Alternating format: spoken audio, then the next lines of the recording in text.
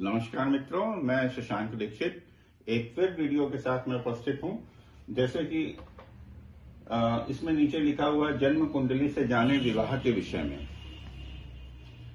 विवाह के विषय में किसी की जन्म कुंडली जन्मांग यदि आपके पास में है तो ऐसे जातक जातिका की शादी, विवाह, लव मैरिज हो या अरेंज मैरिज हो, और क्या माध्यम होगा उसका विवाह, उसके सगे संबंधियों, भाई, चाचा, ताऊ, पड़ोसियों, माता या पिता, किसकी पसंद का वर या कन्या उसको प्राप्त होगी। ये सारी की सारी साइंस जो है हम जन्म कुंडली से जान सकते हैं। तो आइए स्टार्ट करते हैं आपके साथ एक बार पुनः। मान लीजिए मेष लग्न की कुंडली हम बनाते हैं, ठीक है। मेष लग्न मतलब 1 नंबर, 1, 2, 3, 4, 5, 6, 7, 8, 9, 10, 11 और 12। ये बन गई मेष लग्न की कुंडली। लग्न पे मत जाइए, संख्या यहां पे कोई भी हो सकती है। 1 नंबर, 2 नंबर, 3 नंबर, 4 नंबर, कोई भी संख्या हो सकती है। इसे लग्न कहते हैं। और इसके ठीक नीचे जहां पे ये 7 नंबर लिखा हुआ है, सप्तम भाव कहलाता है, सप्तमेश कहलाता है, और ये दाम्पत्य भाव भी कहलाता है।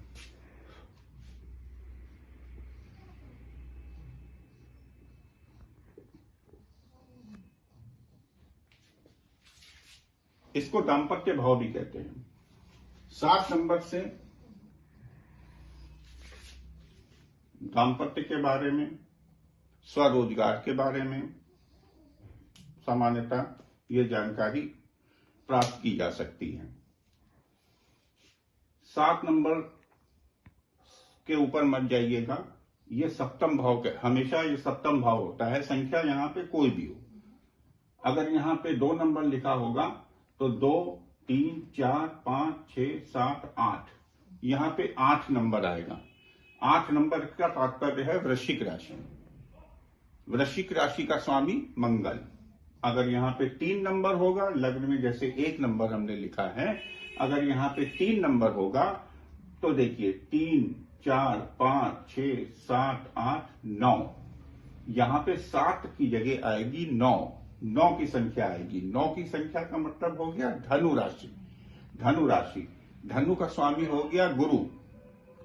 तो कहने का तात्पर्य यह है, लग्न चाहे 1 नंबर, 2 नंबर, 3 नंबर, 1 से लगा के 12, कोई भी संख्या लिखी हो, यहां पे जो संख्या लिखी होगी उसका स्वामी जिस स्थान पर बैठ जाएगा, यानी कि यहां पे जैसे 7 नंबर लिखा है, 7 नंबर का मतलब हो गया तुला राशि। तुला राशि का स्वामी हो गया शुक्र।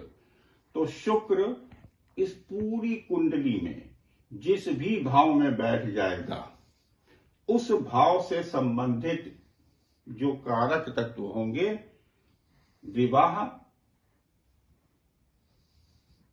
का प्रस्ताव वहीं से आएगा। कैसे? जैसे दाम्पत्य भाव का स्वामी, यहां पे 7 नंबर लिखा है, 7 नंबर का मतलब हो गया तुला। तुला का मतलब हो गया शुक्र। 7 नंबर का स्वामी हो, 7 नंबर का मतलब हो गया तुला। तुला का स्वामी हो गया शुक्र। अब शुक्र इस पूरी कुंडली में अगर मान लीजिए प्रथम भाव में बैठे,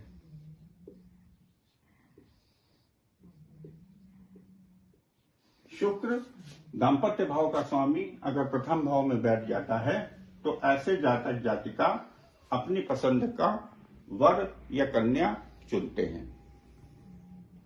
अगर दाम्पत्य भाव का स्वामी शुक्र द्वितीय भाव में बैठ जाए, ये सेकंड हाउस है, अगर द्वितीय भाव में बैठ जाए तो ऐसे जातक जातिका का जो प्रस्ताव है, कन्या अगर है तो वर का प्रस्ताव है, अगर वर है तो कन्या का प्रस्ताव है, उसके अपने परिवार से, कुटुंबी जन के माध्यम से आएगा या पास पड़ोस के माध्यम से, पड़ोसियों के माध्यम से आएगा।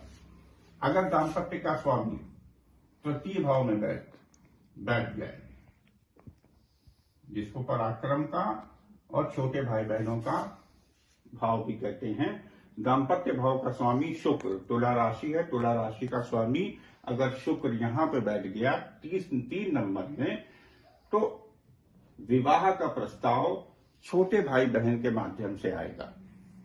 इसी तरह से दाम्पत्य भाव का स्वामी अगर चौथे भाव में बैठ जाए,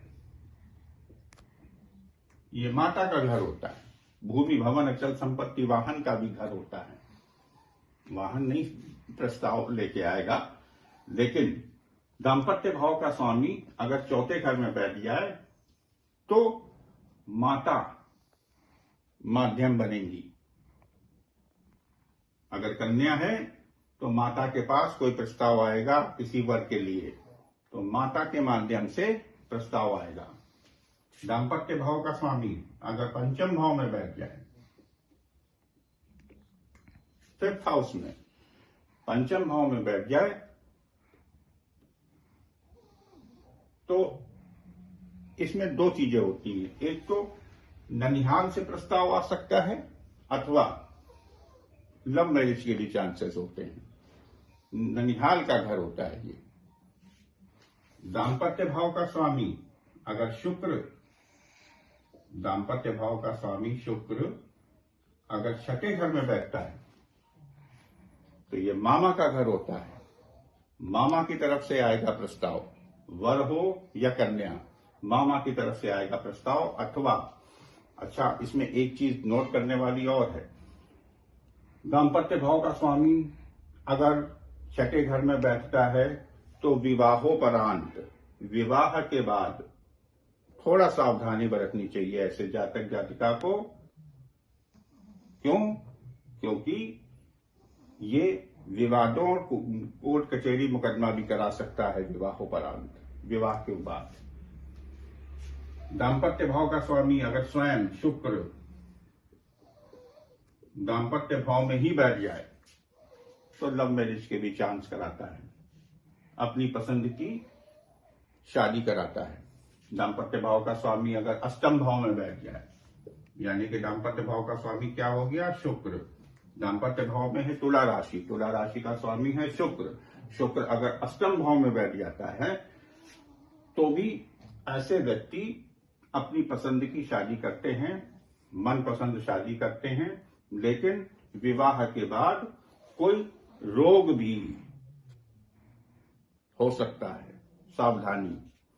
अगर दाम्पत्य भाव का स्वामी भाग्य भाव में बैठ जाए, यानी कि 9वें घर में, 9th हाउस में, दाम्पत्य भाव का स्वामी अगर 9th हाउस में बैठता है, धर्म के आधार पर विवाह होता है या किसी पिता तुल्य व्यक्ति की तरफ से वर अथवा कन्या का प्रस्ताव आएगा। दाम्पत्य भाव का स्वामी अगर 10वें घर में बैठता है,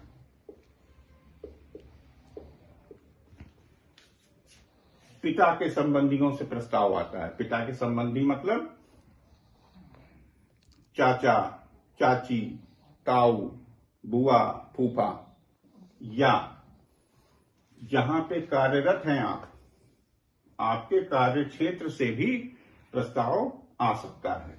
दाम्पत्य भाव का स्वामी अगर एकादश भाव यानी कि 11th हाउस में अगर बैठ गया,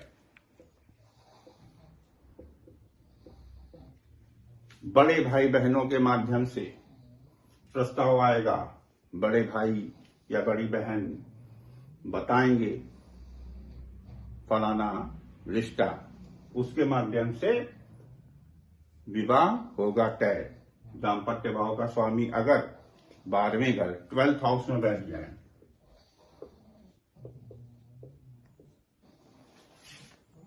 स्वयं की पसंद से भी होता है, बाहरी स्थानों से, विदेशों से भी, विदेश से, कहीं बाहर मुल्क से, बाहर देश से प्रस्ताव आ सकता है, या आजकल एक और सिस्टम चला है जीवनसाथी.com, मैरिज ब्यूरो वगैरह, इस तरीके के जो माध्यम होते हैं तो उनके जरिए प्रस्ताव आएगा।